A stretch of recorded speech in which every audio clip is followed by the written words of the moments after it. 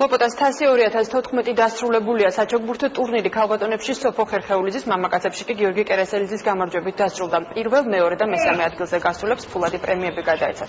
ორგანიზატორების განცხადებით, ჩოგბურთის ტურნირის მიზანი აღნიშნული სპორტის სახეობის პოპულარიზაცია და საქართველოში მოქმედი ორგანიზაციების თანამშრომლობის წახალისება.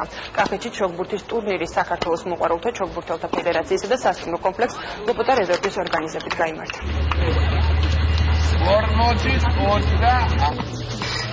პირველ ადგილზე კომპანია სარაჯიშვილის წარმომადგენელი ქალბატონი სოფო ხერხეულიძე გავიდა, რომელმაც 3000 ლარი მოიგო. მამაკაცებს შორის პირველი ადგილი დაიკავა კომპანია ისთენფრომოუშენის წარმომადგენელმა, რომელმაც 8000 ლარი მოიგო. ტურნირი აუცილებლად ყოველწლიურ სახეს მიიღებს და შემდეგი წლისთვის კიდევ უფრო მასშტაბური საპრიზო ფონდით დაველოდებით მოთამაშეებს. გავხდი ჩემპიონი, ძალიან მიხარია, არ ველოდი.